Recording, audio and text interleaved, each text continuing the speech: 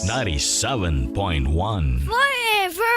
Mga kwento ng pag-ibig, kwento ng pag-asa at mga kwento ng buhay dito sa Barangay Love Stories. Love Stories.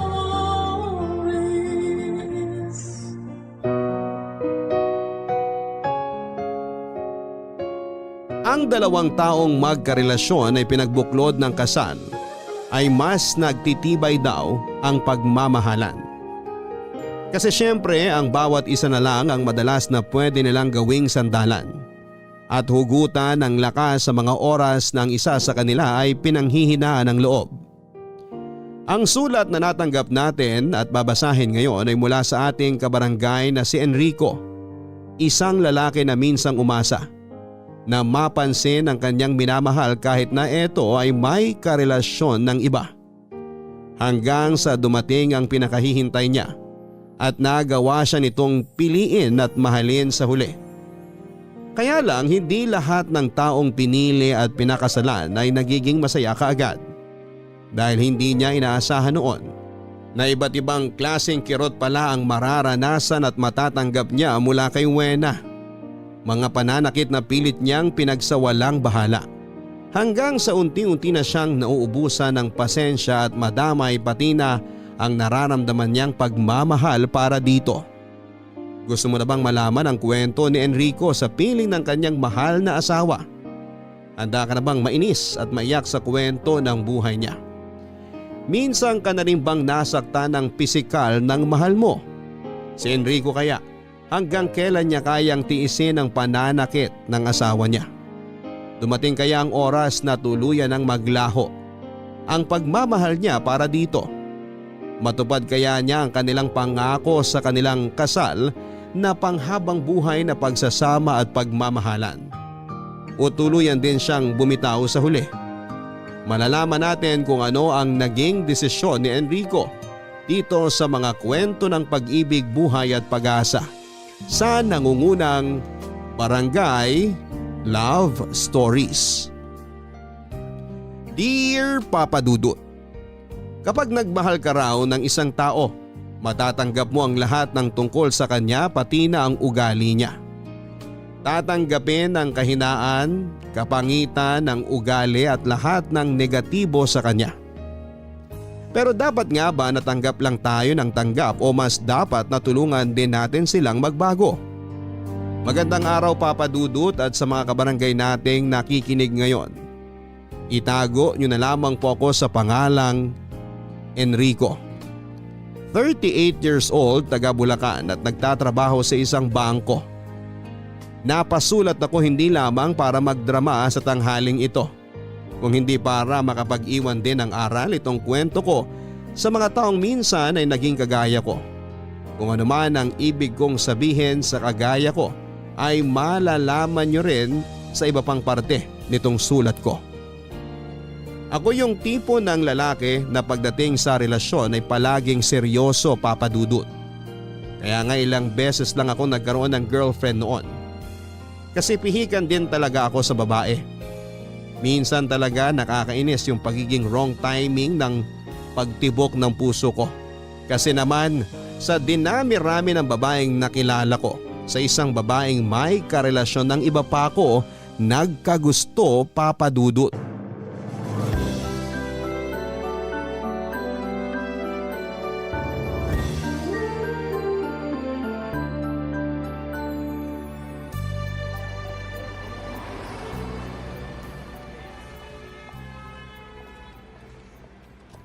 Wena!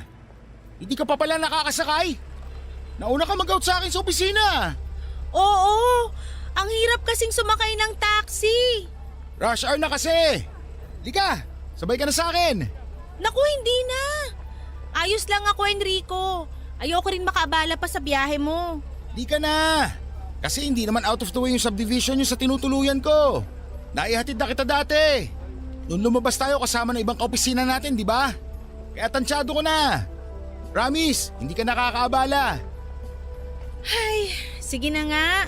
Mukhang mahihirapan talaga akong kumuha ng taxi eh.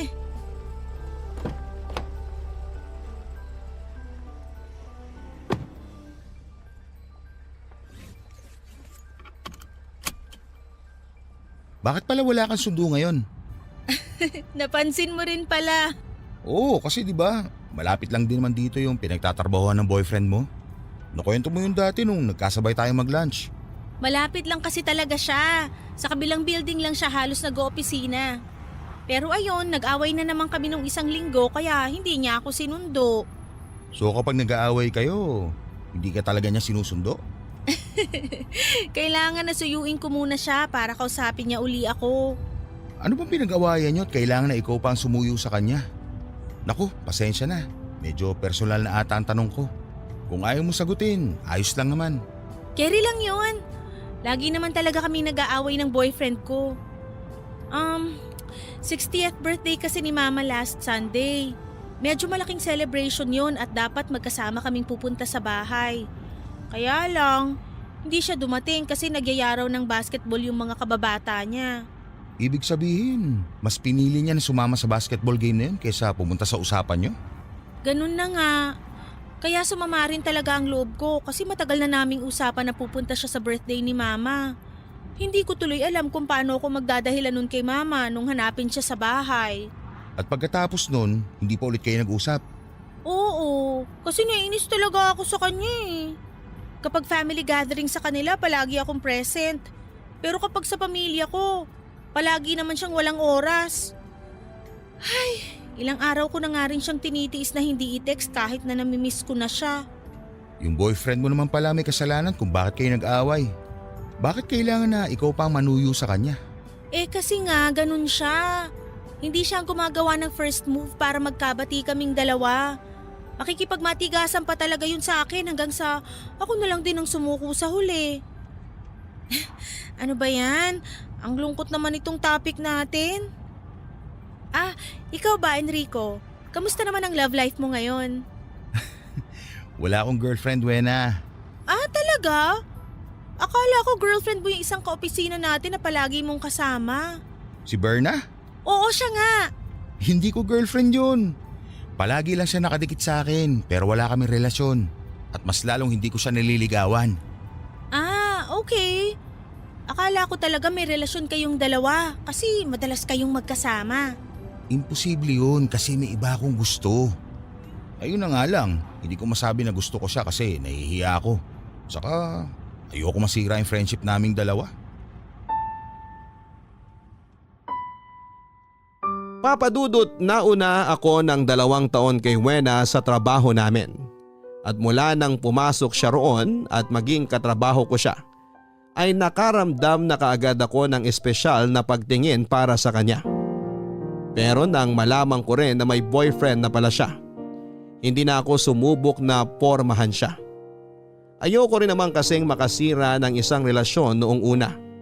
Kaya kontento na lamang ako sa pagiging close naming dalawa. Mabait si Wena, simple lang, manamit pero magandang mukha kahit na walang makeup.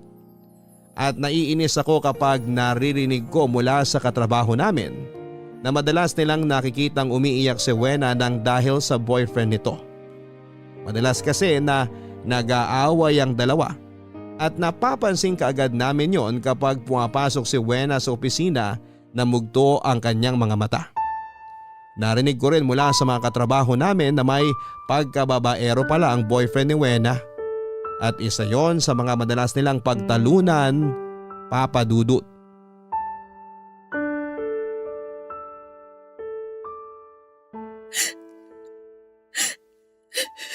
Wena, ayos ka lang? Oo. Okay lang ako. Bakit ka umiiyak? Wala lang to, Enrico. May problema ka ba? Sorry ha, hindi ko na napigilan ng sarili ko lapitan ka nung makita kitang umiiyak dito sa pantry. Ayos lang. Hindi ko na rin naman kasi napigilan ng sarili ko na umiyak. Ano bang nangyari? Si Ariel kasi, yung boyfriend ko, hindi siya nagre-reply sa mga text at chat ko. Kaya naisipan kong buksan yung Facebook niya kasi alam ko yung password. Tapos nakita ko sa messenger niya na may ibang babae pala siya. Ano? May kalandian siyang mga babae sa messenger niya. Mga babae? Ibig sabihin hindi lang isa? Oo. 3 silang magkakaibang babae na nilalandi niya habang kami pa. Tapos nabasa ko rin doon na hindi pala talaga basketball game yung pinuntahan niya nung birthday ng mama ko. Nakipagkita siya sa isang babae sa loob ng apartel. Grabe naman yung boyfriend mo, Wena. Ewan ko ba? Hindi ko na talaga maintindihan kung saan pa ako nagkulang sa kanya eh. Binigay ko naman ang lahat. Ginawa ko lahat ng gusto niya at sinunod ko siya sa lahat ng oras. Pero bakit ganun? Bakit kailangan na gawin niya pa sa akin to? Ganun ba talaga kayong mga lalaki? Hindi kayo nakokontento sa isang babae lang? Huwag mo naman sana kaming lahatin, Wena. Hindi lahat ng mga lalaki pare-pareho. Meron lang talaga mga gago kagaya ng boyfriend mo. Mga lalaki hindi marunong makontento sa karelasyon nila. Pero bakit ba nila ginagawa yun? Bakit kailangan pa nilang manloko? Nakita ko sa messenger ni Ariel, sinasabi niya na single siya at walang magagalit kapag nakipag-date siya. Bakit ba may mga lalaki na mahilig mangolekta ng babae? Gago nga kasi kaya hindi marunong makontento. Alam mo, Wena, hindi naman sa nakikialam ako sa relasyon nyo o sa mga desisyon mo sa buhay. Pero mabuti pa talaga kung makipag-break ka na lang sa Ariel na yan. Pero hindi ko kaya. Mahal ko siya, Enrico. Kahit nilolokot, ginagawa ka na niyang tanga? Pwede pa naman siguro namin pag-usapan to at ayusin ang lahat. Siguro naman ako napipiliin niya sa huli. At plano mo pa talagang ayusin ang relasyon yung dalawa? Hindi mo naman kasi ako naiintindihan eh. Hindi talaga kita maiintindihan. Kasi kahit kailan, hindi ko hayaan ang sarili ko na lokohin ako at gawing tanga ng ibang tao. Okay lang sana kung ito yung unang beses na niloko ka niya. Pero hindi naman, diba? Sinabi mo sa amin noon ng mga kaopisina natin, ilang beses mo nang nahuling may ibang babae ang boyfriend mo. Pero lahat naman ng tao kayang magbago, di ba? At hanggang kailan mo naman paniniwalaan ang sarili mo na magbabago talaga yung gago mong boyfriend? Wena, alam ko nakakapanghinayang ang ilang taon na relasyon nyo ni Ariel. Pero mas manghinayang ka sana sa mga oras na masasayang mo na kasama siya. Tandaan mo, hindi ka pinanganak ng mama mo para pa ulit-ulit na lokohin at gawing tanga ng isang lalaki. Aray, ang sakit naman ang mga sinabi mo. Pasensya na, hindi na ako nakapagpreno masyado. Ayoko lang kasi na patuloy mo pang gawing kawawa yung sarili mo. Maganda ka, Wena, at sobrang bait mo. Kaya sigurado ko na may iba pang magkakagusto sa'yo. Yung lalaki na kaya kang alagaan at mahalin ng totoo. At yung pahahalagaan ng relasyon at pagmamahal mo para sa kanya.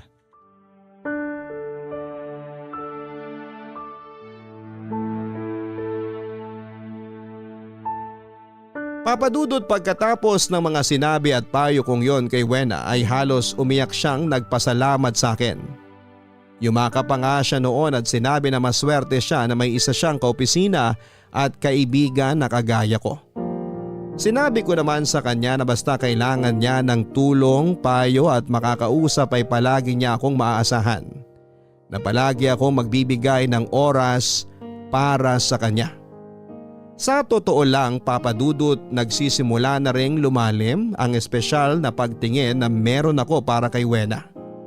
Lalo na noong nakita ko kung paano siya magmahal at kung paano siya nagpakatanga sa lalaking hindi naman siya pinapahalagahan. Hindi naman sa ganun yung tipo ko ng babae, sadyang humanga lamang ako sa katatagan niya at sa pagmamahal niya para sa boyfriend niya ang si Ariel. Kaya nga naisip ko na napakaswerte na maging girlfriend si Wena. At hiniling ko rin na sana ay hindi na sila magkaayos pa ni Ariel. Papadudot. Papadudot, alam ko na may pagka-selfish ako sa part na gusto ko na tuluyan ng matapos ang relasyon ni na Wena at Ariel. Pero kasi ayoko na talaga sanang bumalik pa sa lalaking yon si Wena. Hindi niya deserve ang ilang beses na lokohin at saktan. Kaya lihim akong natuwa nang malamang ko na nag-decide na si Wena Natapusin na ang lahat sa kanila ng manluloko niyang boyfriend. Doon kami mas lalong naging close ni Wena. Marami pa akong nalaman tungkol sa kanya at mas nakilala ko pa siya. Dahilan yon para mas lalo ko rin siyang magustuhan. Hindi nga nagtagal ay naglakas loob na rin akong manligaw sa kanya, Papa Dudut. Ginawa ko ang lahat para makuha ko ang tiwala at pagmamahal niya. Pinakita at pinaramdam ko sa kanya na hindi ko siya sasaktan, na mas mamahalin ko pa siya sa paglipas ng mga araw. Hanggang sa lumipas ang ilang buwan ng panliligaw ko, sinagot na rin ako ni Wena, Papa Dudut. Buti walang traffic ngayon, no? Oo nga eh, kaya hindi nakakapagod mag-drive. Saan kaya masarap mag-dinner? Nagugutom na kasi ako eh. Nakakagutom naman kasi talaga yung mga pinaayos sa ating paperworks kanina sa opisina. Biskuit na nga lang kinain ko sa lunch break ko para makabalik lang kagad sa trabaho. Ako naman, nakapagpuslit pa ako ng cup noodles sa workstation kanina. Grabe, kaya pala may amoy seafood malapit sa pwesto ko. Sa'yo pala yun? Oo, gutom na kasi ako. Alam mo naman na hindi ako nakakakilos ng maayos kapag nalilipasan ako ng gutom. Alam mo bang lalo akong nagutom nang maamoy ko yung noodles mo? Gusto nga rin sana kitang alukin, kaya lang baka mahuli na ako ng supervisor natin. Alam mo naman na bawal ang pagkain sa loob ng opisina. Kape lang ang pinapayagan nila sa loob. Bawal pero nagpapasok ng pagkain. Minsan lang naman yun kapag nakakapagod at nakakagutom talaga yung mga ginagawa natin sa opisina.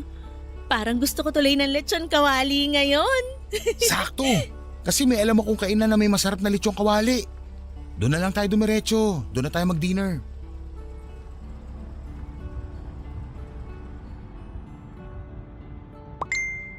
Oh, may nag-chat sa cellphone mo. Mamaya ako na lang babasahin. Nagda-drive pa ako eh. Okay lang ba kung ako na lang ang magbasa? Kasi baka importante itong message na na-receive mo. Sige, ayos lang naman. Si Berna pala tong nag-chat. Tinatanong niya kung nakauwi ka na raw. Okay, mamaya ako na lang siya re-replyan. Oy Enrico, sabihin mo nga sa akin ang totoo. Niloloko mo ba ako? Ha? Saan naman ang galing yung tanong mo, Wena? Sagutin mo na lang kasi. Niloloko mo ba ako? Nang bababae ka na ba? Wena, kumalma ka nga muna. Wala akong ginagawang masama. Wala, pero nag-chat tong Berna na to sa'yo? Akala mo hindi ko alam yung mga ganyang galawan mo, Enrico? Na kapag alam niyang nakauwi ka na, saka kayo magtatawagan na dalawa, di ba? Wena, hindi totoo yung sinasabi mo. Hindi kita niloloko.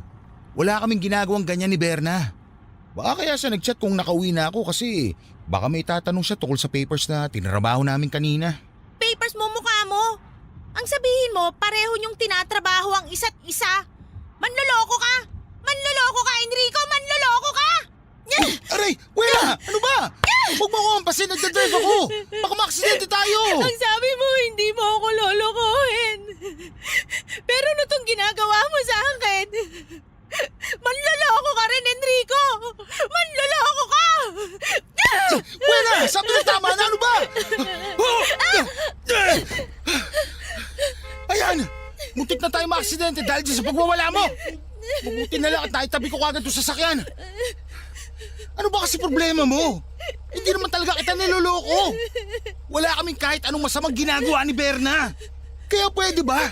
Tigilan mo na ang pag-iisip ng kung ano tungkol sa akin o tungkol sa aming dalawa! Wala akong pakialam sa inyo! Magsama kayo kung gusto mo!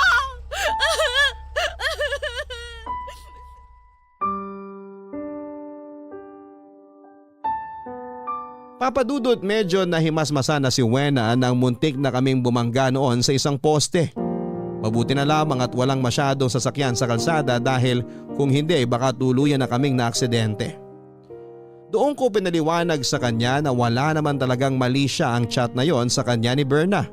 Na tungkol lamang sa trabaho ang gusto nitong sabihin sa kanya. Papadudot, isa rin sa mga naging issue ko talaga sa relasyon namin ni Wena noon ay yung pagiging silosa o tamang hinala niya. Nung una naisip ko na normal lamang yon dahil galing siya sa isang relasyon na nasira dahil sa panloloko. Kaya lang habang tumatagal, mas lalo siyang lumalala. Halos karamihan sa mga babaeng kaopisina namin na kumakausap sa akin ay pinagseselosan niya. At may mga oras na nasasaktan na niya ako ng pisikal. Pero dahil mahal ko siya ay pinilit ko na lamang siyang inunawa, Papa Dudut. Wena, sorry, ngayon lang ako nakarating. Sobrang traffic kasi rin sa dinaanan ko. Ayos lang. Hindi naman ako nainip sa paghihintay dito sa restaurant. Grabe, may 30 minutes tuloy kita na paghintay. Pasensya na talaga ha. Okay lang yun, Enrico. Minsan lang naman ako maghintay sa'yo kasi nga sa mga date natin, palaging ikaw ang nauuna. Naka-order ka na ba ng pagkain natin? Oo, nagutom na kasi ko kaya mga heavy meal yung in-order ko para sa ating dalawa. Baka dali na rin ng waiter yun dito. Sana okay lang sa'yo yung mga in-order ko kahit maaga pa para sa dinner. Ayos lang sa akin kasi gutom din naman ako. Bakit nga pala bigla ka nakipagkita sa akin ngayon? Wala lang. Namiss lang kita kaya bigla kitang tinawagan kanina. Tong girlfriend ko naglalambing na naman. Akala ko nga hindi ka pwede ngayon eh. Pasensya ka na kung bigla na lang akong tumawag sa'yo kahit bukas pa tayo dapat magkikita. Alam mo naman na palagi ako may oras basta para sa'yo. Kaya nga mahal na mahal kita, Enrico eh. Palagi mong pinaparamdam sa akin na mahal mo ko. Siyempre, ganun talaga. Tutuparin ko lahat ng pangako ko sa'yo mula nung araw nang sagutin mo ako. Ang swerte ko talaga sa'yo. Ang swerte rin siguro ng magiging anak natin dahil ikaw ang daddy niya. Mas maswerte siya kasi ikaw ang mami niya. Pero teka, bakit pala bigla mo napasok sa usapan ng pagkakaroon ng anak? Bakit? Ayaw mo pa ba na magkaroon tayo ng anak? Hindi naman sa ganun. Nagtataka lang ako kasi hindi pa naman natin masyadong pinag-uusapan ng tungkol sa bagay na yan. Siguro hindi ako yung gusto mong maging nanay ng magiging anak mo, no? Grabe naman magtampo tong girlfriend ko. Siyempre, wala na akong ibang gusto mapangasawa kundi ikaw lang, Wena. Kung pwede nga lang na pakasalan na kita bukas, gagawin ko eh. Talaga? Pakakasalan mo ako? Oo naman. Kasi ikaw lang ang babae na gusto kong makasama sa habang buhay. At maging nanay ng 10 anak ko. Grabe ka naman sa 10. Ngayon nga lang na isa pa lang tong nasa tiyan ko, medyo nahihirapan na ako eh. Ano pa yung 10 anak na sinasabi mo? Anong ibig mo sabihin na may isa nang nandyan sa tiyan mo ngayon? Hindi mo pa rin na-gets? Teka, totoo ba? Totoo, ang alin? Buntis ka, Wena? Magiging tatay na ako? 2 linggo na kasi akong delayed kaya nag-pregnancy test ako kanina. At positive ang lumabas na resulta. Magiging tatay ka na, Enrico. Magiging mga magulang na tayong dalawa. Grabe, hindi ako makapaniwala. Magiging tatay na talaga ako. Magiging tatay na ako, Wena. Pangako, pakakasalan kita sa lalong madaling panahon. At sisimulan na natin ang isang masayang pamilya. Ikaw, ako, at ang magiging anak natin. Mamahalin ko kayo na sobra. Magiging mabuting asawa at tatay ako sa inyo ng anak natin. Pangako ko yan sa'yo. At tutuparin ko ang lahat ng yan, Wena. Papa Dudut, hindi ako makapaniwala nang sabihin sa akin ni Wena ang tungkol sa ipinagbubuntis niya. Sobrang saya ko talaga noon na parang halos sasabog na ang dibdib ko. Ganon talaga siguro kapag nalaman mo sa unang pagkakataon na magiging isang ganap ka ng magulang. Walang mapaglagyan ang tuwa na nararamdaman mo sa sarili mo. Bonus pa na si Wena na talaga ang babaeng gusto kong makasama sa habang buhay. Kumbaga siya na talaga ang babaeng gusto kong pakasalan at maging nanay ng mga anak ko. Kahit halos mag-iisang taon pa lamang ang relasyon namin. Sigurado na ako sa nararamdaman ko para sa kanya. Binanggit ko naman kanina na palagi akong seryoso pagdating sa mga nakakarelasyon ko. At nang mga panahon na yon, si Wena talaga ang pinakasineryoso ko sa lahat. Sa kanya ko lang nakita ang sarili ko na lumagay sa tahimik na buhay.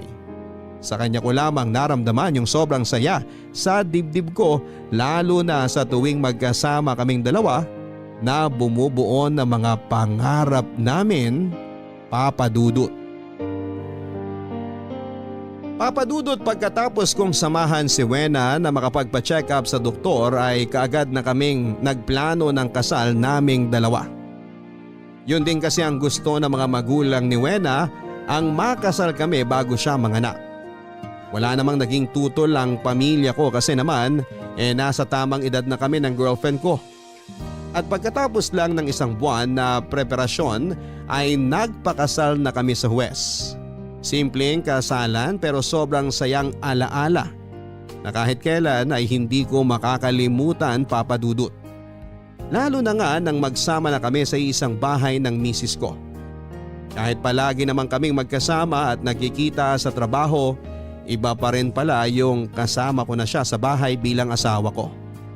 Sobrang gaan at sarap sa pakiramdam. At habang lalong lumalaki ang tiyan ng asawa ko, mas nai-excite ako na gumising sa umaga at pagsilbihan siya. Gusto ko kasi na maramdaman niya na tinutupad ko ang pangako ko sa kanya. Napapaligayahin ko siya at pagsisilbihan sa lahat ng oras. Kaya lang, Papa Dudut, 2 buwan bago ang kabuwanan ng asawa ko ay aksidenteng nahulog sa hagdanan si Wena. Nagluluto ako noon sa kusina nang makarinig ako ng kalabog ay kagad ko siyang pinuntahan. Nagulat na lamang ako nang makita ko siyang wala ng malay at may dugo sa kanyang mga hita. Kagad ko siyang dinala noon sa ospital.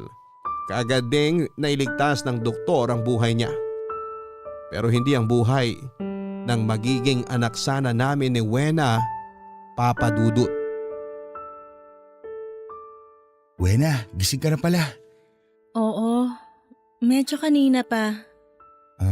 Nakausap ko kasi yung nurse kanina sa labas nitong kwarto mo rito sa ospital. Ang sabi niya, tulog ka pa raw. Kaya dahan-dahan akong pumasok dito sa loob. Akala ko kasi aabutan pa kitang tulog. Hindi lang ako umimik nung sinubukan akong kausapin ng nurse kaya akala niya siguro tulog pa ako. Ganun ba? Tumawag nga pala sa akin ng parents mo kanina. Sabi nila, mamayang tanghali na lang daw sila pupunta dito. Hindi naman na nila ako kailangang puntahan uli kasi madi-discharge na naman ako, di ba? Nag-aalala pa rin sila sa'yo, lalo na ang mama mo. Kaya gusto ko pa rin nilang samahan. Wala naman silang mapapala sa pagdalaw-dalaw nila sa akin dito. Hayaan mo na silang pumunta rito kasi gusto ko lang ulit nilang makita. Ano nga palang gusto mong kainin? Hindi ako kakain. Kailangan mong kumain, Wena. Hindi ako kakain kasi wala rin naman akong gana. Meron akong pansit dito na nabili ko sa kantin kanina. Meron din ditong kanin sa adobong manok. O gusto mo na magtinapay na lang muna? Sige, kahit ito na lang muna tinapay ang bubuksan ko. Gusto mo ba ng kape? Meron akong dala rito, medyo mainit pa to. O, ilalapit ko na dyan sa'yo para naman… Enrico, ano ba? Hindi mo ba narinig ang sinabi ko? Ayokong kumain! Ayoko! Hindi ka ba makaintindi? Wena, kailangan mo lagyan ng laman ng tiyan mo. Sa wala nga akong gana eh! Paano ko gagawin yung sinasabi mo?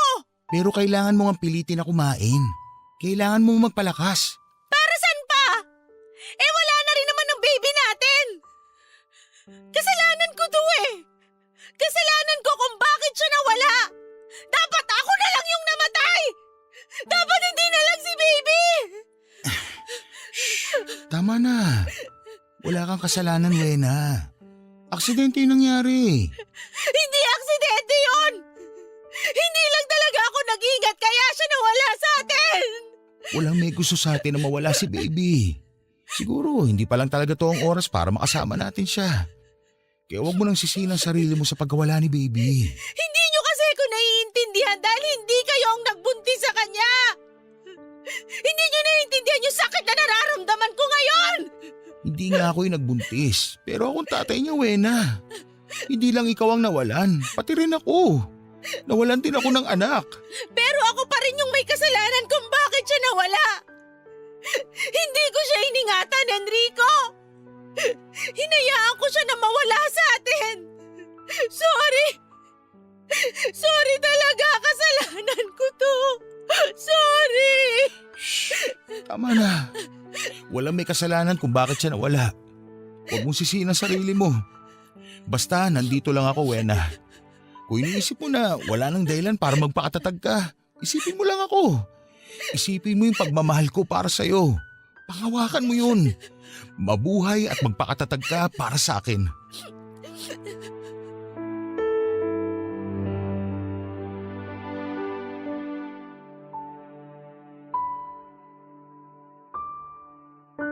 Papadudot, kahit naman ako ay sinisisi ko rin ang sarili ko kung bakit nawala sa amin ang baby namin.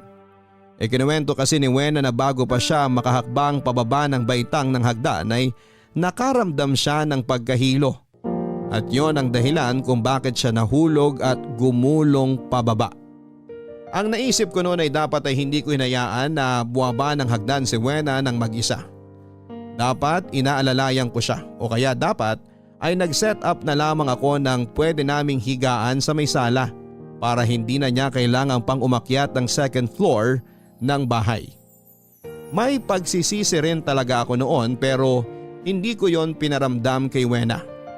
Kasi ayoko na maramdaman niya na pareho kaming pinanghihinaan ng loob. Gusto ko na kahit ako man lang ay maging lakas niya sa oras ng pagdadalamhati niya. Nang ma-discharge na si Wena sa ospital ay napansin ko na malungkot pa rin siya, Papa Dudut. At doon ako nagsuggest na mabuti pa siguro kung hindi na lang muna siya magtrabaho. Kaya namang i-cover ng sweldo ko ang mga gastusin sa bahay at gusto ko rin talaga na makapagpahinga muna si Wena at makapag-move on ng paunti-unti tungkol sa pagkawala ng baby namin. Pinag-isipan niya rin yon hanggang sa huli ay sumang-ayon na rin siya sa gusto kong mangyari, Papa Dudut.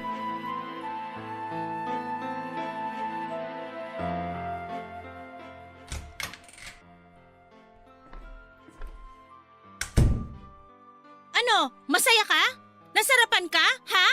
Bakit ngayon ka lang umuwi? Oh, aray! Ano ba? Bakit binato mo sa akin itong sandok? Ang sabi ko, bakit ngayon ka lang umuwi? Aray! Teka! Pati takip na kaldero binato mo sa akin? Ano ba problema mo? Ayaw mo talagang sabihin kung bakit ngayon ka lang umuwi, ha? Eto pa! Wena, ano ba? Hindi ka ba talaga titigil? Nag-text naman ako sa'yo na gagabayin ako sa trabaho, hindi ba? Kasi nga may overtime kami at maraming kailangan tapusin sa trabaho. Ang sabihin mo, may ibang babae ka lang na tinatrabaho sa labas! Sana naman ba nanggagaling yung sinasabi mo, Wena? Eh di sana pala nag-reply ka sa text ko na ayaw mo ako mag-overtime para tinakasa ko na lang yung trabaho ko. Hayaan ko na lang na mapagalitan ako ng boss ko kaysa batuhin mo ako ng mga gamit dito sa bahay. Aminin mo na lang kasi na nambababae ka! Umamin ka na! Kasi sigurado ako na may iba ka ng kinalolokohan! Wala nga akong ibang babae. Kaya mo siguro ako pinahinto sa trabaho para magawa mo lahat ng gusto mo, no? Para hindi ka mahirapang makipaglandian sa ibang babae! Sabihin mo sa akin, sinong babae mo? Nasa opisina ba? Yung malanding Berna na yan ba? Sumagot ka, Enrico! Sumagot ka! Aray! Wena, tama na! Nakakasakit ka na eh! Tama na! Halika nga dito! Biniwan mo ako! Huwag mo akong yakapin! Tumigil ka na kasi sa pagbato mo sa akin ng kung ano-ano! Bitiwan mo kasi ako, sabi! Bitiwan mo ako! Aray! Enrico! Aray! Ah! Itong braso ko! Enrico! Dumudugo yung braso mo! Malamang! Kinalmot mo ako eh!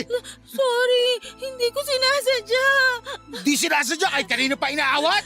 Nadala lang naman ako ng galit ko. Pero wala ka naman talagang dapat ay kagalit sa akin. Wala akong ginagawang masama. O kahit na anong kalokohan sa trabaho. Nag-overtime lang talaga ako. Bakit ka kasi inaabot ng alas 11 ng gabi? Dati naman kapag nag-overtime ka, hindi ka inaabot ng ganitong oras. Sino ba kasi kinalolokohan mo ron? Sinong babae mo? Wala nga akong ibang babae. Ilang beses ko ba kailangan sabihin yun? Nagtatrabaho ako ng maayos para sa'yo at para sa ating dalawa. Kaya please naman, maniwala ka sa akin. Paano ako maniniwala kung alam ko na puro kasinungalingan lang ang lumalabas sa bibig mo? Kailan ba ako nagsinungaling sa'yo? Basta! Babae ako at hindi ako tanga! Alam naming mga babae kung kailan nagloloko ang asawa namin! At sigurado ako na tama ang lahat ng hinala ko sa'yo! Wena, sandali! Hindi pa tayo tapos mag-usap! Wena!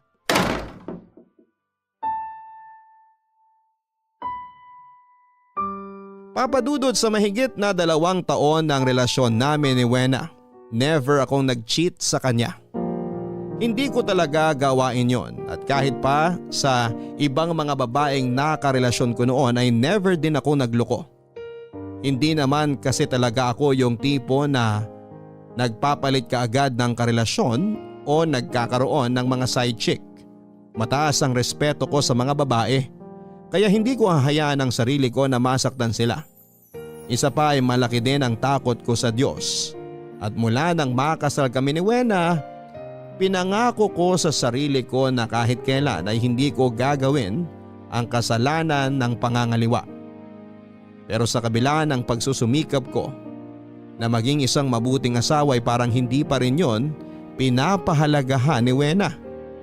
Palagi pa rin niya akong pinag-iisipan ng masama na hindi ko alam kung saan niya hinuhugot. Palagi niyang sinasabi na sigurado siyang may ginagawa akong kalokohan. Kahit ni minsan ay hindi yon pumasok sa isipan ko, Papa Dudut. Papa Dudut, sinubukan kong kausapin ang masinsina ng asawa ko tungkol sa pagiging selosa niya. Naglalambing din ako sa kanya at pinaparamdam ko na siya lang ang nag-iisang babae sa buhay ko. Minsan maayos kaming nakakapag-usap pero madalas talaga na kapag tinutopak siya ay hindi ko siya nakakausap ng maayos. Hindi na siya nakikinig pa sa mga sinasabi ko. Naging madalas din tuloy talaga ang pagtatalo namin. Naging madalas din ang pananakit niya sa akin ng pisikal. Hindi lang kalmot ang nakukuha ko mula sa kanya, kung hindi pati na rin pasa sa braso, leeg at iba pang parte ng katawan ko. Medyo mabigat kasi talaga ang kamay ni Wena lalo na kapag nagagalit siya. Yung galit siya na wala naman talagang batayan.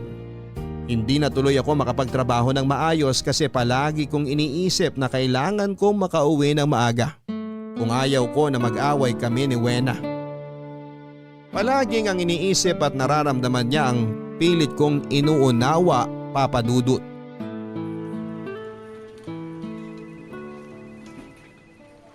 May overtime na naman kayo? Oo, kailangan eh. Anong oras ka na naman makakauwi? Baka mga past 10 na mamayang gabi. Ay nako, wag ka na lang kaya umuwi dito sa bahay. Diyan ka na lang tumira sa opisina nyo. Wena naman. Nagtatrabaho lang naman ako rito. Eh halos diyan ka na nga tumira eh. Sino ba namang matutuwa sa ginagawa mo na yan, Enrico? Pagkatapos ng linggo na to, wala na kami masyadong hahabulin na deadline. Kaya magiging maluwag na ulit ang oras ko sa trabaho. Sus, nagpapalusot ka pa. Ito namang misis ko talaga oh. Ano bang gusto mong pasalubong mamaya? Wala! Kasi gusto kong matulog ng maaga ngayon. Sige na, bye! Wena, sandali! Ay, binabaan na kagad ako ng tawag. Hulaan ko. Buraot na naman sa'yo si Mrs. no? Oo, Sabi na eh. Yokot na naman kasi ang mukha mo. ewan ko ba sa asawa ko? Hindi na ako masyado makagalaw at makahinga ng maayos dahil sa kanya. Masyado na talagang praning yung asawa mo. Oh, eto palang kape. Dinalan kita para naman hindi ka antukin. Salamat Joel Teka, kalmot ba yung nasa braso mo? Ha? Oo. Pagaling na rin naman. Ang haba niya na. Saka ang lalim ng kalmot pare. Sino may gawa niyan sa'yo? Yung pusa sa bahay? Pusa? Kailan pa kayo nagkaroon ng alagang pusa ni Wena sa bahay niyo? Hindi mo nga yun mapahawak ng kuting o pusa. May dumadayo kasi pusa sa labas ng bahay namin. Madalas ko siya pinapakain tapos isang araw, ayun, bigla na lang ako kinalmot. Enrico, sa akin ka pa ba talaga magsisinungaling? Kilala kita, kaya sabihin mo na sa akin ang totoo. Si Wena ang may gawa ng kalmot na yan sa'yo, no? Aaminin ko na. Oo, si Wena nga. Pero hindi naman niya sinasadya pare. Pati ba yung mga pasadyan sa leg at kabilang braso mo hindi niya rin sinadya? Nadadala lang siya ng nararamdaman niya. Pero dapat hindi ka pa rin niya sinasaktan ng ganyan. Alam mo Enrico, hindi na tama yung ginagawa ng asawa mo sa'yo. Huwag mo ngayaan na magtuloy-tuloy ang trato niyang yan sa'yo pare. Ganun naman siguro talaga ang mga babae kapag nagsiselos. Hindi napipigilan ng sarili nila. iniintindi ko na lang si Wena bilang asawa niya. Oo, may responsibilidad tayong mga mister na intindi ng init ng ulo pagsaselos ng mga misis natin. Pero hindi kasama sa responsibilidad na yun ang maging punching bag nila. Hindi ko naman sinasabi na hiwalayin mo na si Wena. Pero sana kausapin mo siya tungkol sa bagay na yan, pare. Hindi pwede na palagi ka na lang niyang sinasaktan ng ganyan. Papa Dudut, hindi ko na naitago pa sa mga kaibigan ko o kaopisina ko ang ilang mga kalmot o pasa na meron ako sa tuwing magtatalo kami ni Wena. Pero hindi ko sinasabi sa kanila na si Wena ang may gawa noon dahil ayoko rin naman na mag-iba at sumama ang tingin nila sa asawa ko. Palaging kung ano-anong dahilan na lamang ang sinasabi ko sa kanila. Pero dahil kailangan ko rin ang kausap sa kaibigan at kaopisina ko lang na si Joel, sinabi ang totoo. Sa kanya lang din ako nakapagkwento ng problema ko sa bahay namin ni Wena. Mas matanda kasi siya sa akin ng ilang taon. May asawa at 2 anak na rin kaya halos kuya na rin ang turing ko sa kanya. Mahusay din siyang magpayo. Lalo na kung usaping pamilya o buhay may asawa ang topic. Ayun nga lang, ang hirap ding i-apply na mga payo niya sa sarili ko o sa buhay mag-asawa namin ni Wena, Papa Dudut.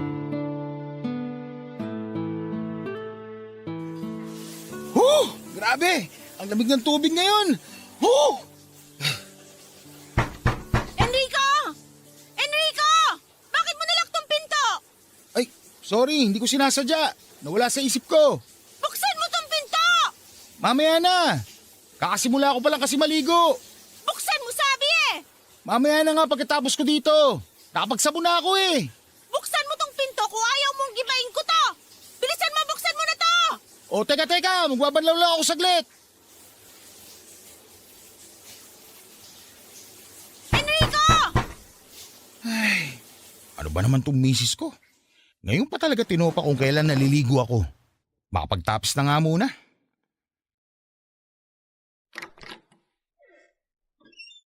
Ano ba kasi yun at hindi ka makapaghintay na matapos ako maligo? Walang hiya ka! Ba't mo naman ako sinampal? Sinasabi ko na nga ba't niloloko mo ako eh! Ito na naman ba tayo? Hindi kita niloloko. At kahit kailan, hindi ko gagawin yun. Sinungaling ka! Sinungaling! Sinungaling! Aray, Wena! Titigil mo na nga yung pagkampas mo sa akin! Baka madulas tayo pareho dito sa loob ng banyo! Hindi ako titigil kasi hindi mo rin tinitigil ang panloloko mo sa akin! Hindi nga kita niloloko! Wala akong ginagawang kahit anong masama! Bakit ba nag-iisip ka na naman ng ganyan sa akin? Dahil nabasa ko sa laptop mo yung chat sa'yo ng babae mo! Sinong babae ba yung tinutukoy mo? Yung Trisha! Yung babaeng kachat mo tungkol sa kwarto na binook sa isang resort for next month! Ano? Doon kayo magpapakasarap na dalawa? Doon kayo mag-e-enjoy habang ako malapit nang masiraan ng ulo sa bahay na to? Sinasabi ko na nga ba tama talaga ang hinala ko sa yung leche ka eh? Tama yung kutob ko na niloloko mo ako! Na may ibang babae ka talaga! Paano mo nagawa sa akin to? Manloloko ka, Enrico! Napakawalang hiya mo! Aray! Aray! Nasasaktan na ako, Wena! Tama na! Tama na sabi! Bakit mo ako tinulak? Sinisigawan mo na rin ako ngayon? Sasampalin mo ako? O sige, bugbugin mo na ako kung yun ang gusto mo dahil wala nang masasakit pa sa ginagawa mong panloloko sa akin! Saktan mo na ako, Enrico! Saktan mo na ako! Hindi kita magagawa saktan dahil mahal na mahal kita! Pero ikaw ba, Wena? Mahal mo ba talaga ako? Oo, syempre naman! Bakit palagi mo na lang ako sinasaktan? Bakit palagi mo na lang ako pinag-iisipan ng masama? Dahil takot ako na mawala ka sa akin! Ayoko nang mag-isa! Ayoko nang maiwan! Pero hindi mangyayari yun. Hindi kita iiwan kaya hindi ako mawawala sa'yo. Ikaw lang ang mahal ko eh. Eh sino yung Trisha na nag-chat sa'yo? Pinsan yun ni Joel. Pinakilala niya sa akin kasi manager yun sa isang resort na gusto ko sana puntahan natin sa birthday mo. Bakit kasi hindi mo binasa yung buong conversation namin? Makikita mo ron na yung reservation ko ay para sa ating dalawa. Para sa ating dalawa yon? Oo, para sa birthday mo. Kasi gusto kitang i-surprise. Kaya lang wala na. Hindi na surprise kasi nalaman mo na. Hindi mo babae yung Trisha. Hindi nga. Kung gusto mo, tawagan pa natin si Joel o kahit si Trisha para mapatunayan ko sa'yo na nagsasabi ako ng totoo. Wena, please naman. Maniwala ka na kahit kailan hindi kita niloko o lolokohin. Sorry kung nasigawan kita kanina. Pero nakakapuno na rin kasi. Nakakarindi ka na. Nahihirapan ako sa pagsiselos at pang-aaway mo sa akin ng wala namang kahit anong dahilan. Mahal kita. Mahal na mahal. Kaya sana, wag mo hayaan na magkasira tayo ng dahil dyan sa mga bagay na tumatakbo sa isip mo. Mga bagay na hindi naman talaga totoo. Papadudot, nakita ko naman na nagsisi rin si Wena dahil sa mga pang-aaway na ginawa niya sa akin. Lalo na sa mga naging pananakit niya. Paulit-ulit kong sinabi sa kanya na mahal ko siya at kahit kailan ay hindi ko siya lolokohin. Sinabi ko na tutuparin ko ang pangako ko sa kanya noong araw ng kasal namin na siya lamang ang nag-iisang babae na mamahalin ko. At para sa peace of mind na rin niya ay tinawagan na namin ang pinsan ni Joel na si Trisha para sabihin kay Wena na totoo ang mga pinaliwanag ko sa kanya. Yung dapat na surprise ko para sa birthday niya, doon na siya tuluyang nakumbinse na hindi ko talaga babae si Trisha. Natuloy naman, Papadudot, ang pagbabakasyon namin sa isang resort ni Wena kahit pa nga dapat ay sorpresa yon para sa kanya. Nagpasalamat din siya sa akin noon at humingi ng tawad dahil sa mga naging pang-aaway at pananakit niya. Doon ko naramdaman na kahit papaano ay bumalik na ang totoong sigla ng asawa ko. At nang matapos ang bakasyon na yon ay naging maaliwalas na rin ang mukha niya kahit na papaano. Kaya lang may mga oras pa rin talaga na bigla na lamang pumapasok sa isipan niya ang takot na baka lokohin ko siya at ipagpalit sa iba. Doon na ako nag-decide na kausapin at kumbinsihin siya na magpatingin sa isang espesyalista. Nung una ay ayaw niya pero kalaunan ay sumang-ayon na rin siya. At doon namin nalaman na may pinagdadaanan pala siya noon na postpartum depression, Papadudot. Nakuha niya yon mula sa pagkamatay ng anak namin. At nang malaman ko yon ay mas lalo kong ginawang triple ang pagmamahal at pag-aalaga sa asawa ko. Pinaramdam ko na kahit wala pa mang kaming anak noon ay ayos lang basta kasama namin ang isa't isa. At dahil sa ginawa ko ay unti-unti na rin bumalik ang maayos naming pagsasama ng asawa ko. Ilang taon na rin mula nang mangyari ito sa buhay namin, ngayon ay masaya pa rin kami ni Wena kasama ang dalawa naming anak. Hindi ko na siya pinabalik pa sa pagtatrabaho at nag-focus na lamang sa pag-aalaga ng mga bata. Si Wena at ang mga anak namin ang palagi kong dahilan para magsumikap at magtrabaho. Papadudot, salamat po sa pagbibigay oras na mabasa itong sulat ko na ito. Dito ko na rin po tatapusin. Ang inyong forever kapuso at kabarangay, Enrico. Maraming salamat, Enrico, sa pagbabahagi mo ng kwento ninyo ni Wena. Hindi talaga madali para sa isang ina ang mawalan ng anak. Pati na ang pagdaan sa tinatawag nating postpartum depression. Mahirap para sa kanila na malampasan yon pero nagawa ni Wena na makabangon muli dahil na rin sa presensya mo sa buhay niya. Nakakatuwa kasi hindi mo siya binitawan, Enrico, kahit maraming oras noon na nasasaktan ka niya. Mas iniintindi at minamahal mo pa rin siya kaya iyon ang nakikita kong dahilan kaya kayo patuloy na ginagabayan at pinagpapala ng puong may kapal. Mga kapuso, sa isang relasyon, kailanman ay hindi naging tama ang manakit tayo ng pisikal sa isang tao. Ano pa man ang maging kasalanan niya. Lahat naman ay pwedeng madaan sa mabuting usapan. Kung hindi man maayos ang relasyon, at least hindi yun tuluyang masisira ng isang pagtatalong may pagsasakitan. Kaya tandaan na importante sa relasyon ang pagmamahal at respeto sa bawat isa.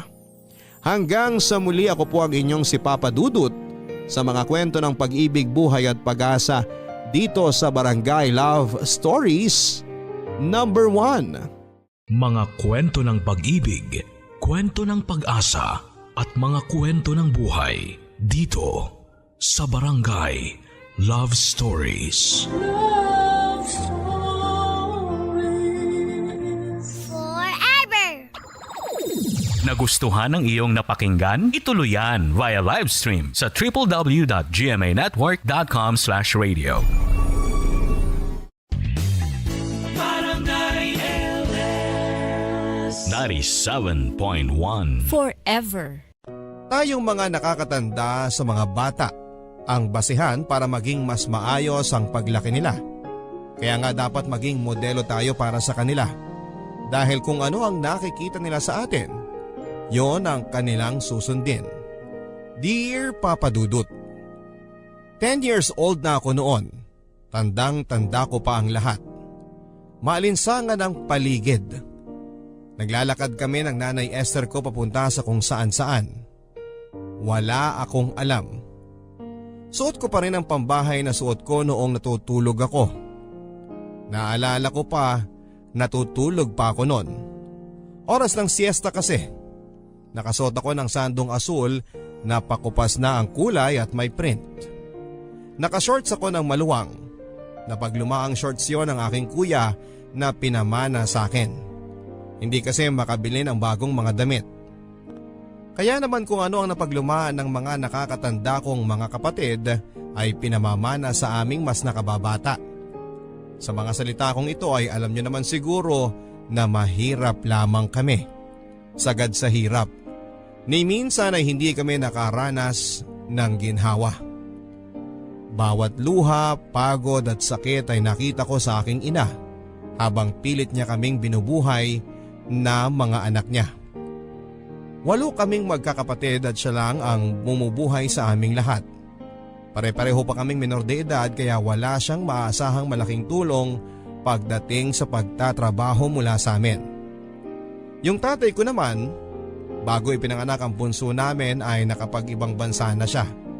Akala nga namin ay eto na ang simula ng magandang buhay namin kasi balita namin sa mga kapitbahay kapag nag-ibang bansa daw ang isang tao, aasenso na siya.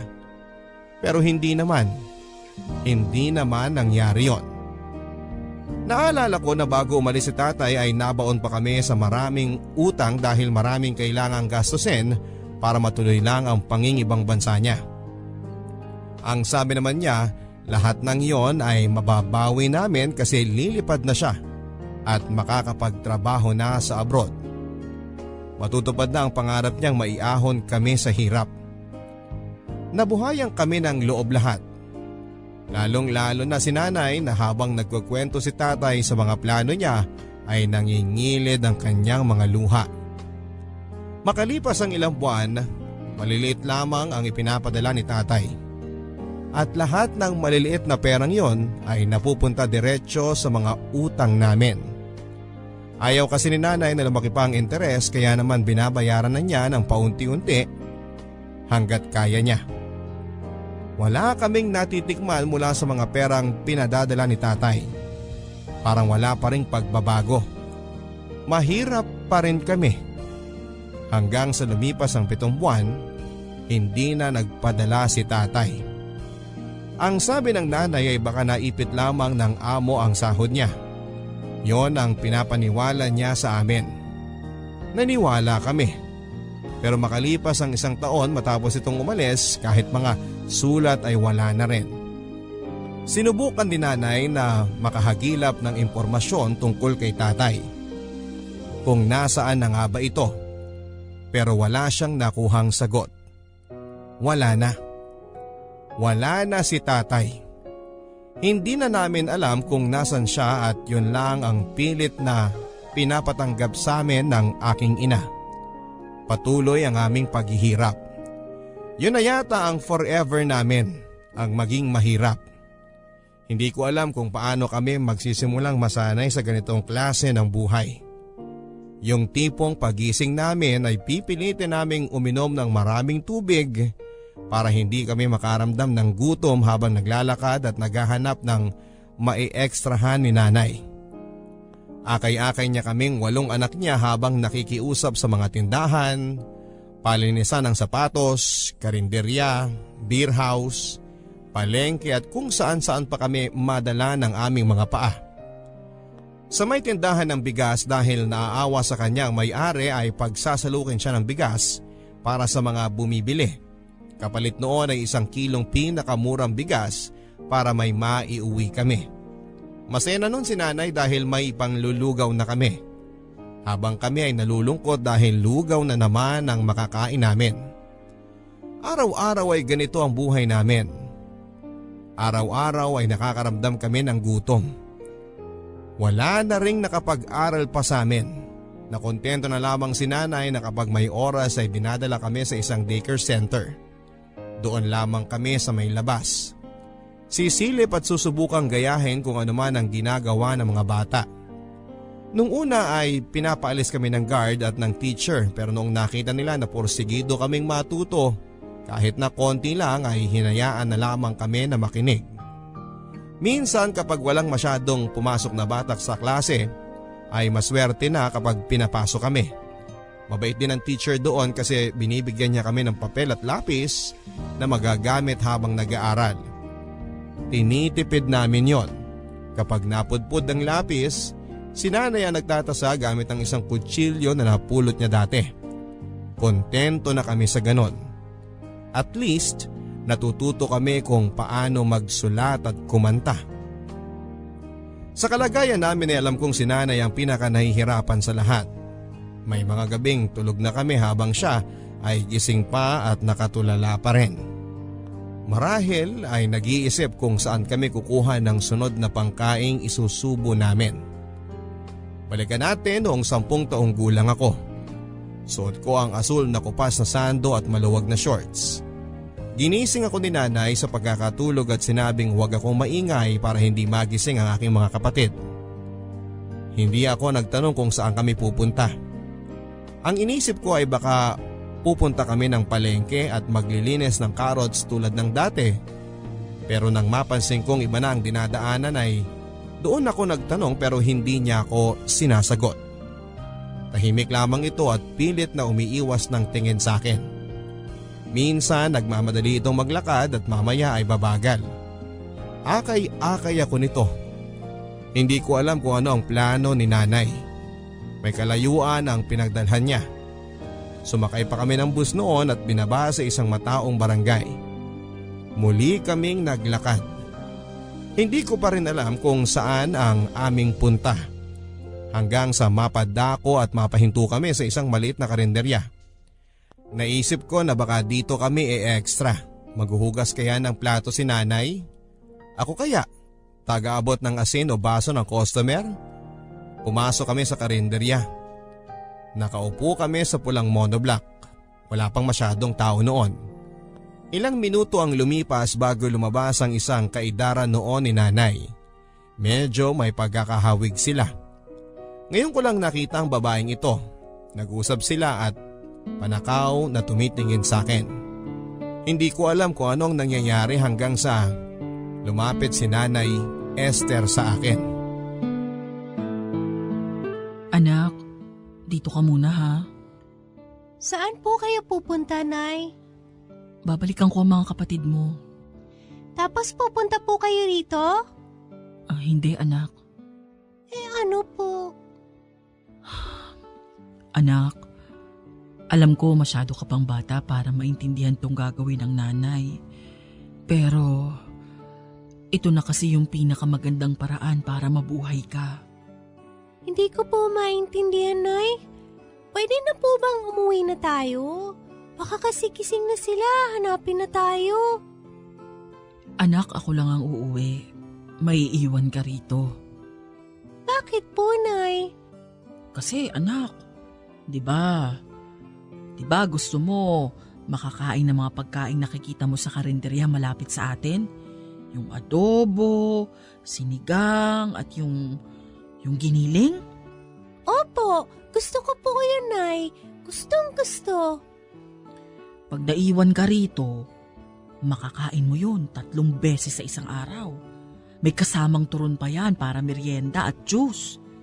Kung may iwan ka rito. Pero Nay, ayoko po. Anak, dito mas magiging maganda ang buhay mo. Lahat ng gusto mo, makukuha mo. may TV, tapos maraming pagkain, makakapag-aral ka, may sarili kang kutsyon para hindi ka na nakikipagsiksikan sa amin. Nay, dito na lang po kayo. Isama niyo po yung mga kapatid ko para matikman nila lahat yan.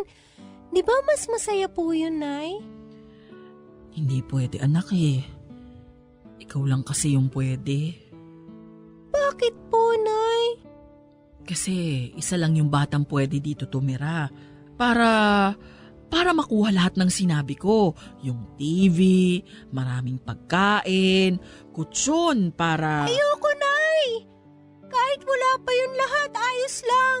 Sasama ako sa inyo, Nay. Kahit lugaw lang yung ulam araw-araw, Nay, okay lang. Kahit tubig lang po, okay lang. Hindi na ako magrereklamo, Nay. Kapag gusto niyong matulog na ako agad, pag walang pagkain, matutulog na ako, Nay. Basta isama niyo na pa uwi. Anak, para sa'yo rin to. Mas magandang magiging buhay mo rito. Maniwala ka, anak. Ginagawa ko to para sa'yo. Nay, parang awa niyo na. Nay, huwag niyo akong iwan dito. Magpapakabait na po ako. Kung ano pong nagawa kong mali dati, sorry po, Nay.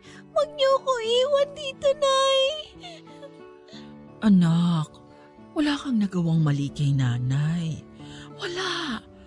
Ako nga tong puro mali ang nagawa sa'yo at sa mga kapatid mo dahil hindi ko na kayo mabuhay ng maayos. Kaya anak, parang awa mo na. Huwag mo nang pahirapan si nanay. Pumayag ka na, ha?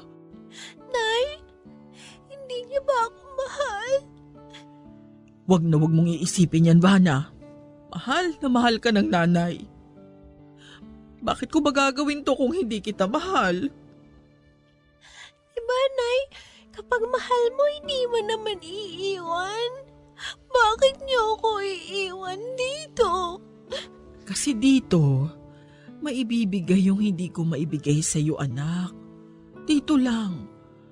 Ito ang paraan ng nanay para ipakita ang pagmamahal ko sa iyo. Nay. Huwag nang matigas ang ulo. Makinig ka sa akin. Sa ayaw at sa gusto mo, dito ka. Nay. Matigas ang ulo mo, ha? Ayaw mo makinig? Gusto mo mapalo? Wag po. Ang ayoko sa lahat yung ayaw sumunod sa akin. Kaya susunod ka, ha? Pag sinabi kong dito ka lang. Iniwan ako ni Nanay Papadudut. Hindi ako sumunod, pinagmasdan ko na lamang ito habang papalayo. Wala akong ibang nagawa kundi ang umiyak. Maya-maya pa ay naramdaman ko na lamang ang pagyakap ng babaeng kausap ni Nanay kanina. Siya si Nanay Baby, second cousin ni Nanay. Siya ang may-ari ng karinderyang yon. Siya ang nagpalaki sa akin. Pinaaral niya ako, pinakain ng masasarap na pagkain, pinasyal at pinatulog sa makapal na kutsyon. Maginhawa ang buhay ko sa wakas. Pero kapalit noon ay ang lungkot na hindi ko na kailanman nakasama pa ang aking nanay at ang aking mga kapatid.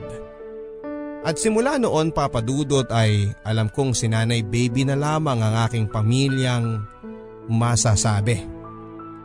Si Nanay Baby ay isang matandang dalaga. Kaidaran lamang ito ng totoo kong nanay, kaya nga sabi niya dati ay sila ang pinakamagkasundo sa lahat. Pero mula noong maagang nag-asawa si nanay ay napigtas na rin ang pagiging malapit nila. Nagkaiba na ng lugar at nagkanya-kanya na sila, habang ang totoo kong nanay ay bumuo na ng sariling pamilya. Si Nanay Baby naman ay tumandang dalaga. Nagkaroon naman daw ito ng karelasyon, kababata raw nila ng totoo kong nanay. Ito ang unang boyfriend nito na hindi rin naging maganda ang tapos. Nabuntis daw kasi si Nanay Baby bago siya mag-18, kaya naman galit na galit ang mga magulang niya. Pilit silang pinaghihiwalay dahil alam naman daw nila na walang mapupuntahang maganda kung ipagpapatuloy nila ang relasyon nilang dalawa. Pareho pa silang minor de edad. Saan sila kukuha ng ikakabuhay nila kasama ang magiging anak nila? Noong sinubukan nilang magtanan ay nahuli sila ng magulang ni Nanay Baby at dinala siya sa isang probinsya kung saan ay sapilitang pinalaglag ang batang dinadala niya. Wala siyang alam sa lugar na yon, basta ang alam lang niya ay isang matandang babae na puting-puti ang buhok at payatang umasikaso sa pagpapalaglag niya ng kanyang anak. Wala siyang nagawa. Takot na takot siya pero mas takot siya sa mga magulang niya kaya hindi na siya lumaban. Nang matapos ang pagpapalaglag na yon ay bumalik sila sa kanila pero hindi yon katulad na ng dati. Nang mag-18 si Nanay Baby ay umalis na ito sa kanila at binuhay ang sarili niya. Nagnegosyo sa pagtitinda ng mga tinging ulam hanggang sa makagawa siya ng sarili niyang karinderya. At mula noon ay doon na niya inilaan ang buhay niya at nakalimutan ng mag-asawa. Kaya laking pasasalamat niya nang dumating ako sa buhay niya dahil naibsan daw ang lungkot at mga katanungan niya sa buhay. Yan si Nanay Baby. Siya na ang aking itinuturing na pamilya, wala nang iba. Hindi naman itinago sa akin ni Nanay Baby ang lahat. Sinabi niya sa akin na ipinamigay ako sa kanya ng tunay kong ina dahil hindi niya kayang buhayin kaming 8 anak niya. At sigurado pa niya na 2 pa raw sa mga kapatid ko ang ipinamigay niya sa ibang kamag-anak para mamasukan bilang kasambahay sa kanila. Ang panganay namin ay hinihintay na lang na magdalaga para legal nang makapagtrabaho. Siguro naman ay makakatulong na ito kina mama para mabuhay ang ibang kapatid namin. Noong bata ako ay hindi muna sinabi ni Nanay Baby kung nasaan ang kapatid ko at si nanay. Baka kasi takasan ko raw siya. Kapag nasa tamang edad na raw ako, sa kanya na lang sasabihin. Para desisyon ko na raw kung aalis na ako sa poder niya o hindi. Noong sumapit na ako sa tamang edad ay oras na para malaman kung nasa na ang pamilya ko pero hindi ko na inalam kung nasaan. Nagtataka noon si Nanay Baby dahil ang buong akala niya ay gusto ko pa rin itong malaman. Hindi na. Ayoko na. Ito na ang buhay ko.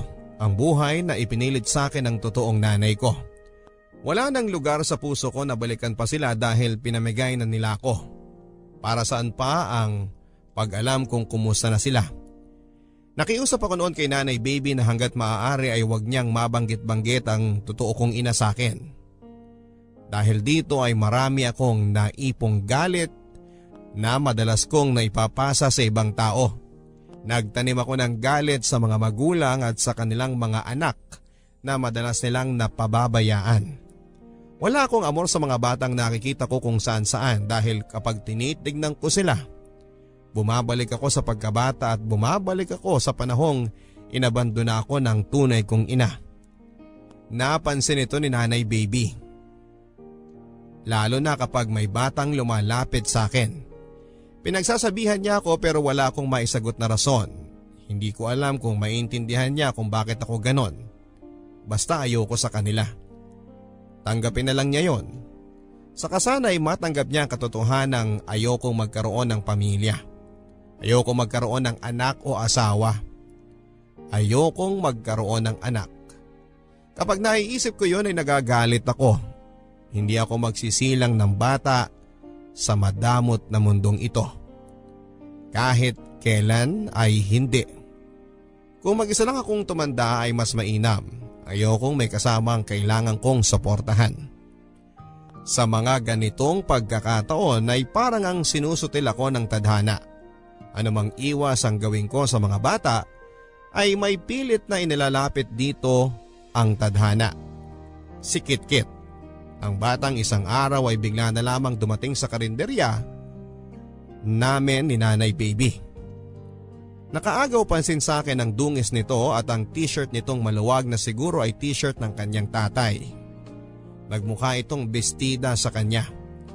Maiksi ang buhok nito na abot hanggang leeg.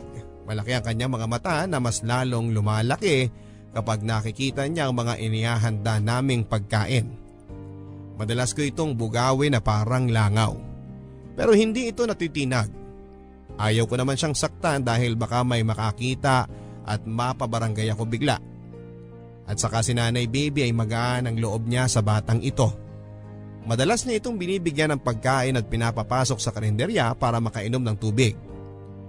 Hindi naman siya mukhang pulubi. Alam kong may mga magulang pa siya. Kaya mas lalo akong naiinis dahil may isa na namang napabayaang bata dahil sa irresponsableng magulang. Hoy! Ikaw na bata ka? Hindi bata ang pangalan ko. Ako si Kitkit. Pilosopo ka rin ano? Sinasabi ko lang naman po. Ang tagal-tagal mo na kasi ako nakikita dito. Tinatawag pa ako ng nanay mo. Hanggang ngayon, hindi mo pa rin alam ang pangalan ko? Kasi hindi ako interesadong malaman. Eh bakit ang sungit-sungit mo? Ano bang pakialam mo? Wala naman. Sayang lang kasi maganda ka sana kung nakangiti ka. Kung ayaw kong umiti, wala kang magagawa. Umalis ka na nga. Ayoko paano? Nabigyan ka na ng pagkain, di ba? Bakit ayaw mo pang umalis? Papahinga muna ako. Nabusog ako eh. Kapal din ang mukha ng batang to. Hindi naman. Manipis lang kaya. Tingnan mo oh. Nakikita pa nga yung mga ugat ko sa pisngi. Huwag mo akong pinipilosopo kung ayaw mong batuhin kita ng buto ng baka dito. Iabot niyo na lang po sa akin yung butong yan para mauwi ko. May aso po kami. Paborito niya po yung buto. Nakakagigil ka ha. Umalis ka na. Mamaya na nga po. Hindi naman po ako manggugulo eh. Nakakainis kang tignan dyan, kaya umalis ka na. Baka kung ano pang malas ang idala mo sa karinderya namin eh. Parang swerte nga po ako eh. Kasi tuwing nandito ako, marami pong customer. Bago ka pa pumunta rito, marami na talaga kaming customer. Mas marami pa po pag nandito ako. Kasi lagi ako nakangiti at saka binabati ko po sila no. Eh ikaw, ang sungit-sungit mo. Hihingi lang po ng sabaw sa'yo, iirapan mo pa. Wala akong iniirapang customer ha, huwag kang imbento dyan. Meron kaya? Kanina lang nakita ko eh. Ikaw yung iniirapan ko, duling ka ba? Eh bakit mo ako iniirapan? Kasi kuha ka ng kuha ng tubig, kala mo ikaw ang nagbabayad niyan. Para tubig lang, sungit mo na. Babay na nga, sungit! Huwag ka nang babalik! Balik po ako bukas, may sopas daw kayo eh. Bye-bye! Kapal nito? Sobrang ginigigil ako ng matabil na dilang batang yan. Wala akong alam tungkol sa kanya at wala naman akong balak alamin pa ang buhay niya. Anong akala niya sa sarili niya? Artista? Kung hindi lang dahil kay Nanay Baby ay baka kinaladkad ko na yan palabas ng karinderya. Masyadong natutuwa sa kanya si Nanay Baby kaya nga madalas ay nakakalibre yan. Tumutulong kasi ito sa pagtatawag ng customer, maingay masyado. Ang tinis ng boses ng batang ito. Kaya agaw pansin sa kalsada kung saan ay nandoon ang aming karinderya. Malakas magaya ng customer na kakain sa amin. Malakas ang charm nito sa Nanay Baby ko kaya hayaan ko na lang daw kung sakaling kulitin ako ng kulitin. Kung alam lang ni Nanay na sagad na hanggang batok ang gigil ko sa batang ito. Paano ba naman tuwing linggo kapag namamalengke ako ay makikita ko na lamang na sumusunod siya? Binabato ko nga ito ng tsinelas para tumigil na sa kakasunod pero tumatawa lang ito kaya mas lalo akong naiinis. At kapag hindi ko naman siya pinapansin ay ginagaya nito ang bawat galaw at boses ko habang namamalengke. Pinagtatawanan kami ng mga nakakakita at pilit pa siyang tinutukso na ipagpatuloy daw niya ang ginagawa dahil nakakaaliw. Pwes, hindi ako naaaliw. Asar na asar ako sa batang ito. At kung may kakayahan lamang ako ay itatapon ko ito sa ibang planeta para doon matuyo. Oh, nakasimangot ka na naman, Vana.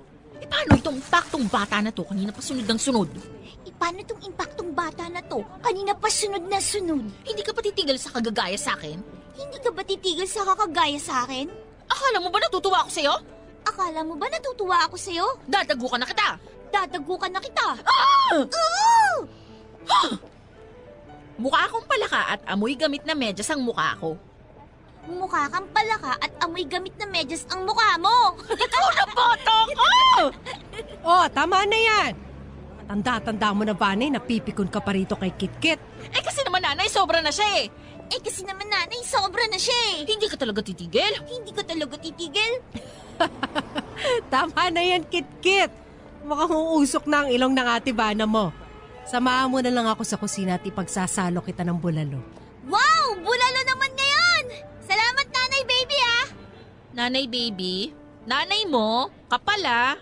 Nanay Baby, nanay mo, kapala? Ikaw talaga? Ops! Tama na, Vana!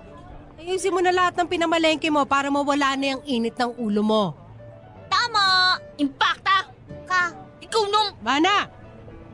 Opo, Nay. Laging mainit ang ulo ko tuwing nakikita ko ang batang ito. Nasisira ang magdamag ko kapag buhok niya lang ang nakikita ko. Ayaw na ayaw ko sa kanya. Ayaw ko naman talaga sa lahat ng mga bata pero siya ang pinakaayaw ko sa lahat. May nakikita ko sa kanya na ayaw kong aminin sa sarili kong pamilyar ako. Dahil kapag tinitignan ko siya papadudot ay naaalala ko ang sarili ko.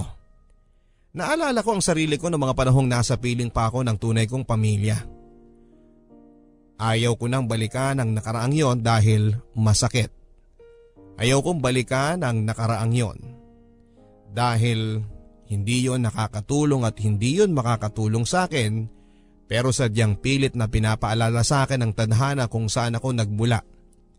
Pinapaalala sa akin na minsan ay nakapiling ko ang tunay kong pamilya. Kaedad ko noon si Kit-Kit. Tulad niya ay punong-puno ako ng pangarap kahit ang hirap ng buhay. Hindi ako nawawala ng pag-asa. Sa aming magkakapatid ay ako yung pinaka-positibo. Sa tuwing walang maekstrahan si nanay, ako yung nagsasabi sa kanya na ayos lang dahil makakahanap din kami. Sa tuwing pinapahiya si nanay ng mga pinagkakautangan namin ay ako ang yayakap sa kanya at sasabihing makakabayad din kami ng utang. Makakadiskarte rin kami ng pera. Huwag siyang mag-alala. Naalala ko pa noon na kapag nalulungkot kami dala ng gutom, kapag nasa bahay na kami ay kailangan na naming itulog ang gutom. Tatayo ako at kakanta. Sasayaw. Kahit namimilipit ng aking tiyan sa sakit dahil sa gutom. Mapasaya lamang sila. Makakatulog na sila ng mahimbing habang ako naman ay mulat na mulat at gutom na gutom at namimilipit ang tiyan. Siyempre bata ako, iiyak ako. Kahit gusto kong itago yon kay nanay ay napapansin niya. Pinatatahan niya ako para hindi magising ang aking mga kapatid pero hindi ko magawa. Dahil sa pag-alo ni nanay ay mas lalo tuloy akong naiiyak. Kaya naman papaluin niya ako. Yung palong alam mong pigil at ayaw naman niya. Pero kailangan niyang gawin para tumigil ako. Titigil naman ako hindi dahil ayaw kong mapalo kundi ayaw ko nang makita siyang mas lalong nahihirapan habang pinapalo ako. Naging mahirap ang buhay noon. Tandang-tanda ko pa ang lahat. Pero hindi ako nawala ng pag-asa na balang araw ay aahon kami sa hirap.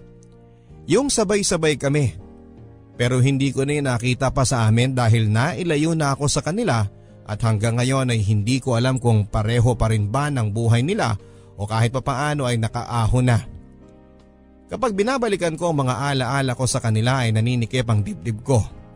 Kaya nga sabi ko sa inyo kanina pa na ayaw ko nang balikan pa ang alaala nila. Pero sa tuwing nakikita ko si Kit-Kit, isa-isang bumabalik ang lahat.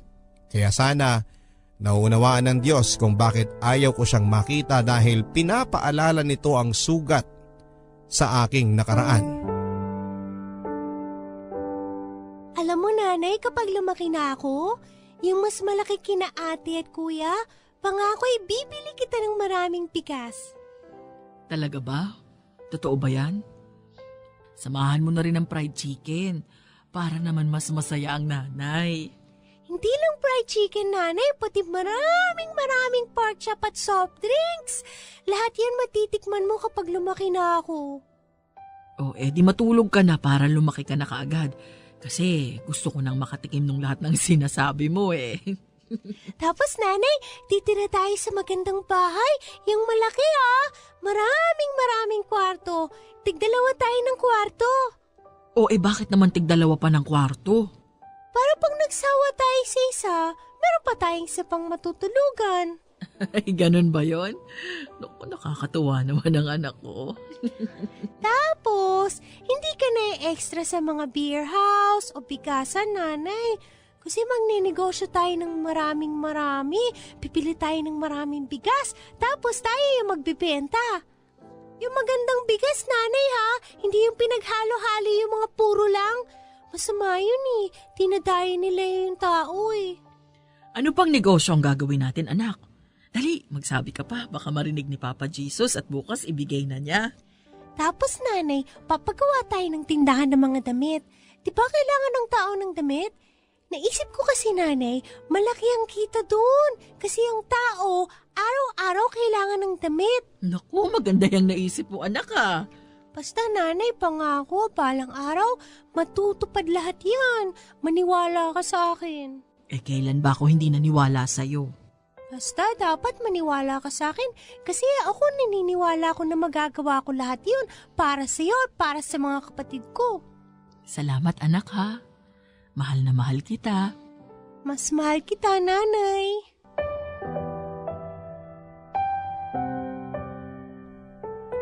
Pero hindi nabigyan ng katuparan ng lahat ng pangarap na dahil hindi nila ako hinayaang ipagpatuloy ko yon. Sa tuwing naiisip ko ang naging usapan namin ng totoo kong nanay noon, pinaghalong galit at sakit ang nararamdaman ko. Pilit kong inaalis ang galit pero sa pagdaan ng panahon, mas nangingibabaw na ngayon ang galit kesa sa sakit. Sa pagdaan ng mga araw ay pilit kong sinasanay ang sarili ko sa presensya ni Kitkit. Pakiramdam ko naman kasi ay wala naman itong balak na umalis sa buhay namin ni Nanay Baby. Sa araw-araw na ginawa ng Diyos ay andun lang yon at akala mo ay parte na siya ng pamilya. Wala naman itong masamang ginagawa. Madalas nga masipag ito sa pagtulong sa karinderya, lalo na sa bandang tanghalian kung kailan dagsaan ang customers mula sa mga nakapaligid sa aming shops at opisina. Mabilis matuto si Kitkit at madaling makamemorya ng orders kaya pala tuwang-tuwa sa kanya si Nanay Baby. Hindi rin malikot ang kanyang kamay. Kapag may nakita itong pera ay ibabalik niya sa amin. Kaya tiwalang-tiwala si Nanay Baby na paiku-ikutin siya sa aming karinderya. Mukha namang mabait ito. Talagang wala lang akong amor sa kanya. Inunahan kasi ako ng inis sa kanya dahil naaalala ko ang sarili ko sa kanya. Pero kung sakaling maayos naman ang aking nakaraan baka naging close pa kami ng batang ito. Kung wala lang akong malaking issue sa buhay, baka kinupkup ko na ito. Pero hindi. Talagang pinagtagpo kami ng tadhana kung kailan punong-puno ako ng galit sa puso ko habang siya naman ay punong-puno ng kainosentihan ang buo nitong pagkatao. Isang gabi habang nagliligpit na kami sa karinderya ay tahimik akong pinagmamasdan si Kitkit. Pawis na pawis ito at pati ang likuran nito ay basang-basa na sa pawis sa kakahila ng mga mesa at upuan para ayusin. Pinalakasan ko ang electric fan para mapreskuhan siya. Tumingin siya sa akin at ngumiti. Pinigilan ko ang aking sarili, ngumiti pabalik. Nang matapos itong iayos ang mga upuan at lamesa, ay saka nito naalalang punasan ang mga bakas ng kalamansi, patis at sabaw sa mesa. Tumakbo ito sa aming kusina para kumuha ng basahan. Sinundan ko siya ng tingin at nilabhan muna niya ang basahan. Tulad ng nakikita niyang ginagawa ni Nanay Baby. Saka siya nagmamadaling bumalik sa mesa para linisin ang mga ito. Hindi niya nahahalatang kanina ko pa siyang tinitignan at pinapanalangin ko na sana ay huwag niya itong mapansin dahil hindi ko alam kung ano ang tamang isasagot ko sa kanya. Ipinagpatuloy ko na lamang ang pagliligpit sa mga natirang ulam. Ang iba ay pwede pang iinit kinabukasan, yung iba ay ibibigay ko na lamang sa matandang lalaki na may alagang aso sa gilid ng kanto namin. Siyempre, hindi ko rin nakakalimutang hiwalayan ng iuuwing pagkain si Kitkit. Yun ang paulit-ulit kasing bilin ni Nanay sa akin. Asan ang magulang mo? Ano po? Kailangan pa ulit-ulit? Sabi ko, asan ang magulang mo? Nasa bahay po. Di ka ba nila hinahanap man lang? Araw-araw nandito ka. Gabi ka na kung umuwi. Hindi naman po. Nagpapaalam naman ako, Ate Vanna eh. Alam naman nila na dito ako pumupunta. Di ka ba nag-aaral? Hindi po. O bakit? Hindi ka ba pinag-aaral ng magulang mo? Ayaw ko lang mag-aral. Tinatamad ako eh. Eh, anong gusto mo? Ganyan ka na lang lagi. Pupunta ka dito, tapos maglilinis ka ng mesa. Yun ba ang gusto mo? Eh masaya naman po ako. Matuto ka ngang mangarap. Dapat yung mga magulang mo pilitin kang mag-aral eh. Gusto naman po nila ako mag-aral eh. Eh bakit hindi ka pa rin nag-aaral kung gusto nila? Eh kasi Hindi ka nila mahal. grabe ka naman, Ate Vanna. Mahal ako ng magulang ko, no? Mahal? Kung mahal ka nila, dapat wala ka dito. Dapat andun ka nag-aaral. O kaya, lagi ka sa bahay ninyo, kasama mo sila. Ano bang trabaho ng nanay mo? Sa opisina. Anong trabaho niya sa opisina? Yung nagsusulat, ganun. Anong sinusulat? Hindi ko alam eh. Basta may hawak siyang pera. Pera? Ano, bangko? Opo. Ano pa talaga? Opisina nga. Alam mo, magulo ka kausap. Eh, yung tatay mo, nasaan? Wala akong tatay eh. Pero may asawa ngayon si nanay. Yun yung tatay ko. Eh, anong trabaho? Opisina rin. Anong ginagawa sa opisina? Marami. Anong marami? Magbigay ka ng isa. Nagsusulat. Eh, lahat naman ata ng trabaho may sinusulat eh. Ano ba talaga? Eh basta may mga papel tapos nagsusulat. Ay, wala akong makuhang magandang sagot sa'yo. Sa'yo naman kasi yung totoo eh. Kung parehong nasa opisina pala yung magulang mo, eh bakit parang hindi ka nila kayang pag-aralin? Eh ayaw ko nga pong mag-aral. Di pwedeng ikaw ang masusunod, no? Anak ka lang. Ayaw ko nga kasi. Eh, bakit wala ka maayos na damit? Mga damit mo parang t-shirt lang ng tatay-tatayan mo eh. Masyadong malaki para sa'yo. Sa kanya nga po to. Maganda naman eh. Tapos presko pa. Anong maganda? Nung presko? Eh, halos hindi ka nga makalakad ng maayos dyan eh. Ayos na ako dito, Ate Vanna. Asan na ba yung ulam at uwi na ako? O bakit ngayon nagmamadali ka? Eh kasi baka hinahanap na ako sa amin eh. Ngayon mo pa irarason yan, samantalang dati uuwi ka lang kapag wala ng tao sa paligid. Iba po ngayon. Kailangan ko nang umuwi. Akin na yung ulam ko. Ay, demanding ka ha? Alam kong nagsisinungaling si Kitkit tungkol sa mga impormasyon sa pamilya niya. Pero ayaw ko lang sabihin dahil baka makahalata ito.